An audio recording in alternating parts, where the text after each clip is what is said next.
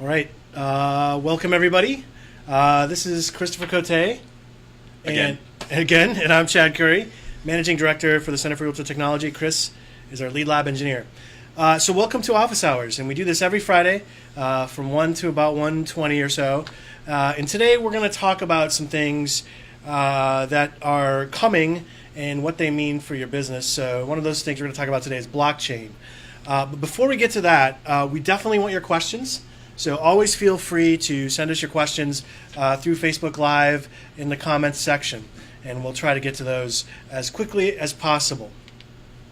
So I want to talk about Orlando. We're going to be at booth 208, and we invite you to come to the booth because we have a lot of exciting stuff that we've worked on, but also products that companies have worked on, obviously, but they're giving us things to bring down and show and have you interact with and get a sense of how they operate. Yeah, we got a good mix of consumer products and a lot of the stuff we're building. Some of it that's been out for a little bit, but some of the stuff will be, for most of you, the first time you see it. So right. Pretty exciting. Yeah, we're pretty excited about it. So annual booth 208, that's in the Realtor Pavilion area. Come find us around that space. Also, another reason to come find us is we're giving away 5 of these devices, the Amazon Echo Dot. So if you want to win an Amazon Echo Dot, come by our booth, slip me a 50, and you might win one. Or you could put your card in a bowl. Either way. No, just do the card in the bowl. Don't slip me a 50. But we're excited about those. So we're going to give away 5 of those Echo Dots so you can use those and get a sense of how they work. There's voice control. You can control smart devices with it. Query the web. Ask if you need to wear a jacket. What the weather's like if the Cubs won last night, which they did. You don't need to query about that. We'll just tell you. Break the suspense. But 5 Echo Dots we're giving away. And we'll also have some demo stations set up showing how we're uticalizing it and some of the integrations it works with. And let you try it out as well. It's going to be a little loud on the floor. We got it to work last year, but it's another thing for you to try out as well. Yeah. Another thing to come for are our buttons. I'm going to put those back in there. Come get an I Support CRTLabs button, and you can wear that around the convention. So the other thing I want to talk about before we get to blockchain is something we've called PiAQ. We've shown this to you before.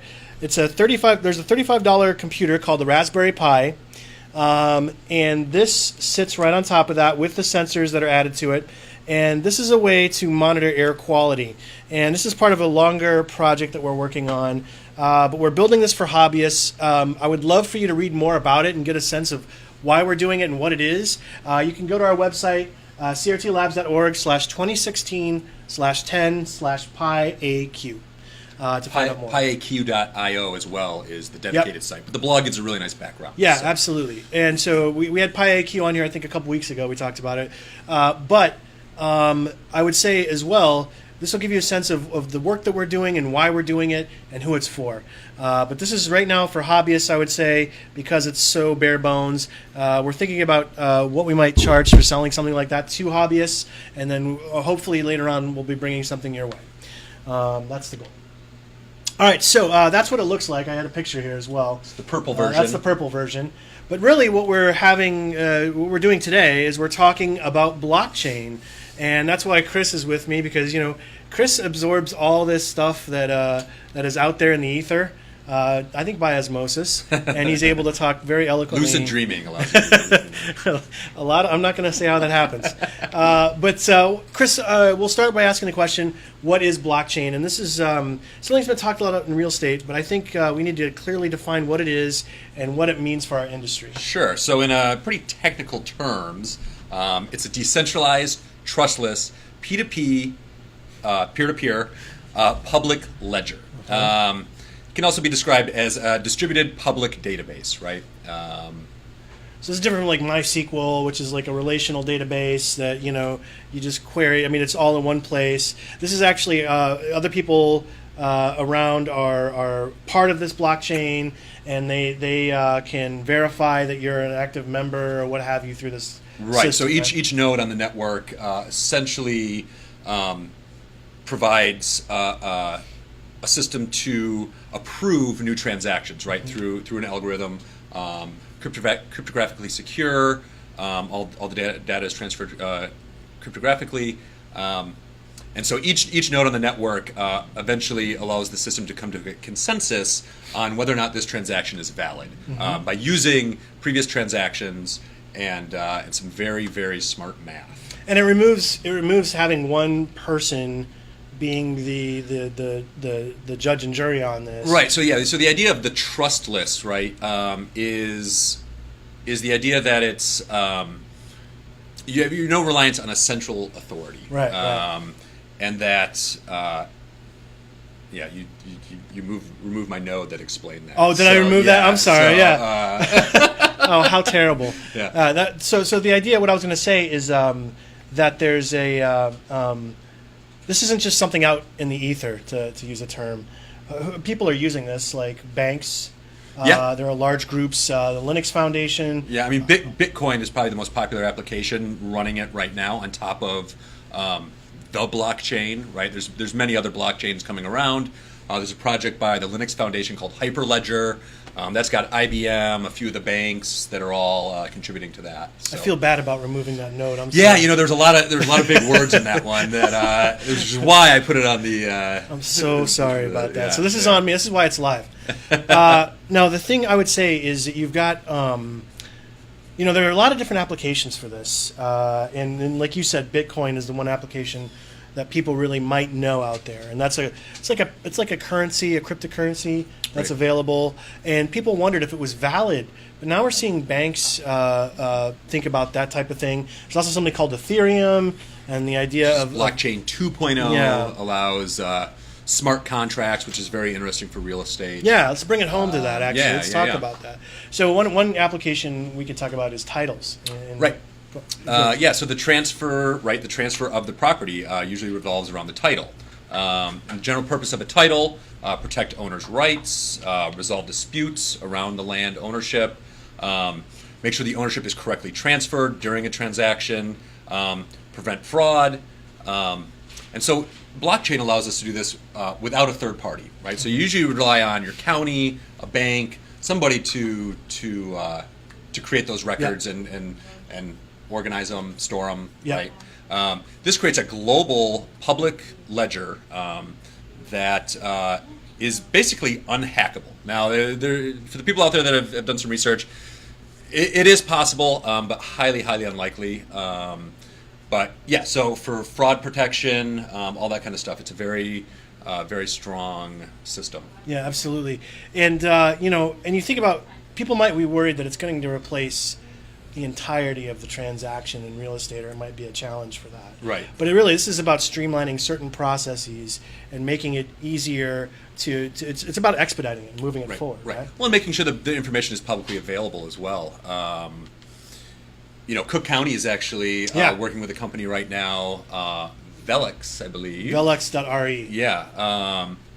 .re, just a nice little real estate handle. Yep. Not realtor, obviously.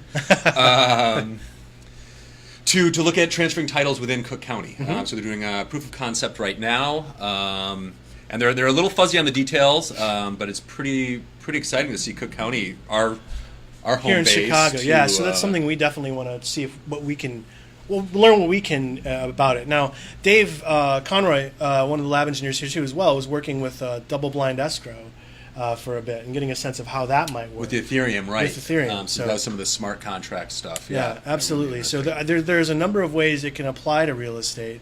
And in fact, in Guatemala, there's a whole movement down there with a company called Factum. Yeah. Right? And it's because a lot of the... what do you say, 60% is unguaranteed? Well, so they've got a big issue with corruption in general, just governmental corruption. They claim up to 60% of their land is unregistered. So one, they're hoping that through proving that they've improved their system, that it is not a hackable database. Basically what was happening is politicians had access to the database. They were going in and giving themselves beachfront properties, mineral rights to oil, all that kind of stuff. Yeah. And so people are very, very hesitant to register their land because once it's in that database, people essentially know about it, and you have no control over it. Blockchain provides a cryptographically secure way to prevent tampering with this data that is also transparent. Right? Yeah. It's publicly available. and so you got this transparent system. So they're really hoping, again, it's more of a proof of concept right now with Factum, but they're looking to move their system to that. It's pretty exciting. And I think beyond title transfers and guarantees and registrations, I think there's stuff coming. We've been working a lot on Internet of Things, and things like data from the sensors themselves starts to create this kind of digital footprint around a home. You can look at historical records. I mean, even imagine large additions. Maybe you added a second floor or a bedroom, new furnace, new roof. Those large purchases for a home could all be, again, in that public ledger and part of the original GUID of the blockchain transaction. Yeah, and also part of the MLS or the listing, right? And then through the transfers, that all stays with you're not passing on little receipts from some contractor. Yeah. It's digitally encoded and available. Yeah, I imagine it almost like a line like this, and you could see offshoots that you have this is when the double pane glass windows are put in, new flooring, and all the way down the way. And we talked about it being like rings in a tree, essentially. Yeah, and a big benefit of that is just it helps improve the speed of the transaction, right? When that data is available to all consumers, and you're not chasing around all these historical records or digging through drawers for old receipts. Right. You can really speed up the process of the transaction. I like the idea of it. And this is terrible. It's not right.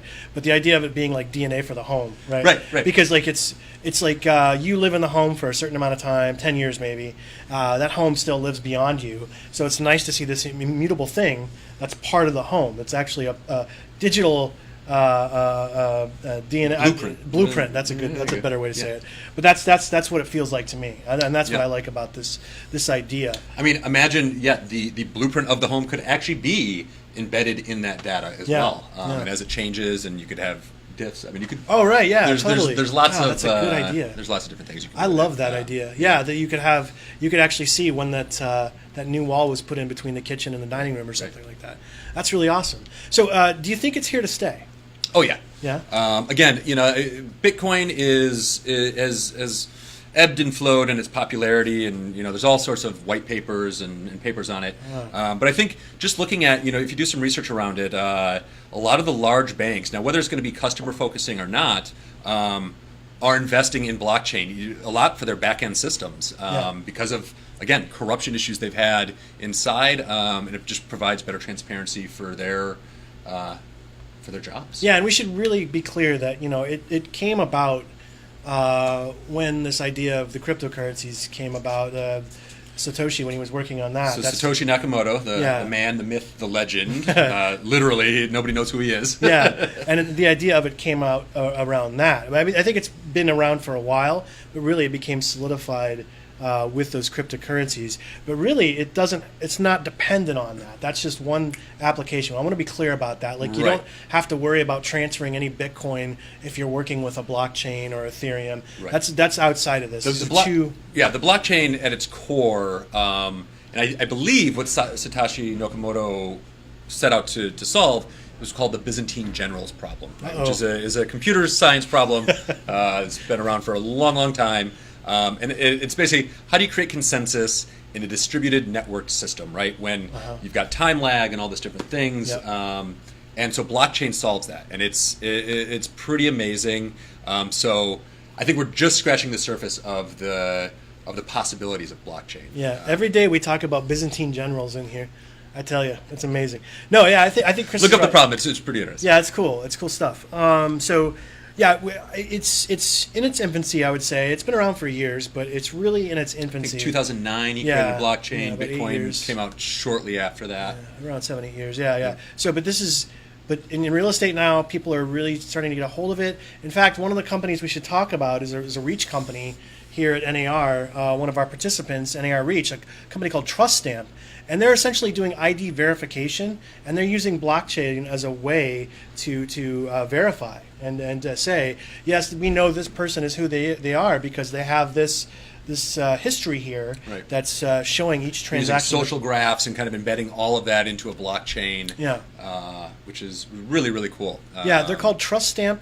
The web address is truststamp.us. So truststamp.us. Trust us. Yeah, and so they're a part of Reach. So if you are going to be an annual, that's another group that you can check out who's using blockchain. Also, Mark Leswing, who's our Chief Technology Officer here at NAR, he's written 2 papers. Blockchains Part 1, Blockchains Part 2. It's a blockchain party. And they're different because one white and black, right? But it's at crt.blogs.realtors.org. And you can go there and you'll see them at the top of our queue. And you'll just look for these fancy graphics that Joseph Sullivan ideated and created. Good high level. But gets a little technical, so it's a really good intro. The first one's pretty technical. The second one is more real estate focused, I would say. So you can look at that, get a sense of it. And it appears we have a question, Adrian. Yes. Yeah. Drew is asking if you guys saw a piece in the Alta News about the blockchain. In what? The Alta News? No. There's a lot. There's a lot of news. Yeah. Does he have specifics on it? Yeah. All right, Drew. If you have specifics, let us know what you're wondering about. I don't know Alta News. Yeah, me neither. But if you know specifics, definitely let us know. We didn't see that piece. Add it to our comments, so whoever's watching this can also review it and read that article. We'll read it after you. I saw the thing fly up. No? All right. The American Land Title Association. Oh, sorry. Yeah, okay. No, I did not see that article, but we will check it out. Very interesting. We'll check it out. So thank you for telling us that. They must have heard we were doing a talk on it and published the article. Or maybe, did they talk about the Cook County stuff? They might have talked about the Cook County project. I don't know. We should also say there's an International Blockchain Real Estate Association. It's a member-based organization that doesn't charge anything around. It's free. It's actually a LinkedIn group. So if you go to LinkedIn and you search IBREA, you can join that. I'm actually in there. They have a Slack channel, which is a communications channel that you can join as well and join a discussion on this. IBREA. All right, so I do want to, I'm always going to talk about this paper, by the way, and this is one of those things that will give you sometime our today. monitor just likes the blockchain party too much. The blockchain party is a good party.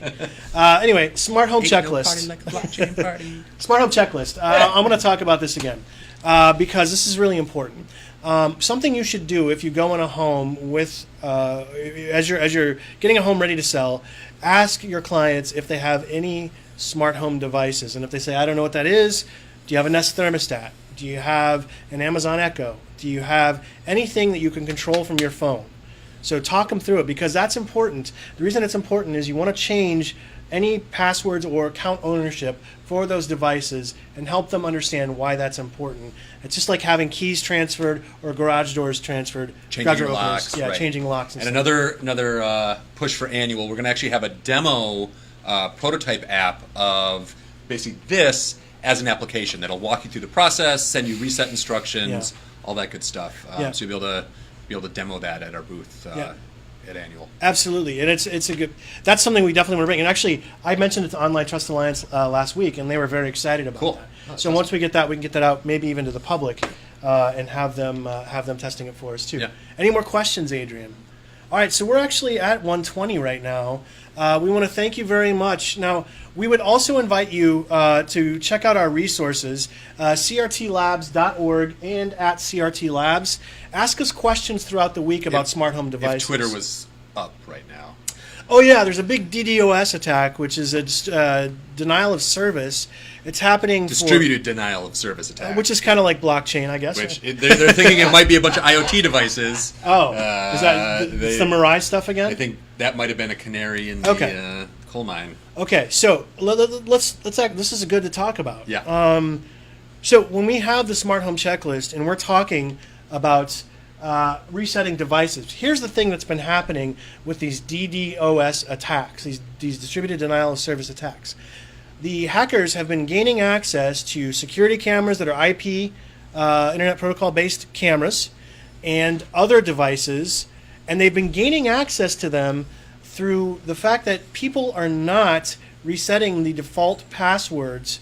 They're using admin or other very simple passwords. Password. Yeah, and they're brute forcing these devices and then using them to help send traffic at these websites. So a guy named Krebs, we talked about this Brian Krebs last week, had a bunch of traffic sent at him. This is happening now again. So There's sites probably like, just the test one for this much larger. Now they're attacking the DNS system, which is kind of the core. When you type in a web address, right, google.com, or let's use twitter.com, since that's one of the ones that's down, that actually resolves to a DNS server to look up the IP address, right? That four kind of bunch number, four tuple number to actually redirect to the server. Yeah. So one of the major DNS providers, DYN, is under attack. And it's breaking the internet. Just to be clear, DNS stands for Domain Name Server, and it's what gives you the prettier name than the four sets of numbers. Yep. So you don't have to remember those. You can remember CRTLabs.org, for instance. But the challenge with this is they're sending their Twitter's out. Things like LifeX, which are some bulbs that we're using, is down right now. GitHub, where we put our code up, that's being attacked as well. So they're throwing a bunch of traffic. Now people are saying, well, this means Internet of Things isn't secure, and I would disagree with that statement, because what it really means is we need to think about passwords and how we're using them, right? Always use strong, secure passwords. We can stop this by using methods for keeping that stuff at bay. So think about that, okay? All right, so that's it for this week. I want to thank you. Any more questions, Adrian? All right, I want to thank you very much for your time. If you're coming to Orlando, please stop by our booth at 208. Next week, we will not have this monitor up because we are shipping stuff down to Orlando. Basically the whole lab. Yeah, the whole lab is actually going with us to Orlando. So yeah, we're not going to have a lot of this stuff around. But we want to thank you very much for your time. Let us know what you think about PiAQ. Let us know what you want to know about smart home technology. And thank you so much for joining us this week. Thank you.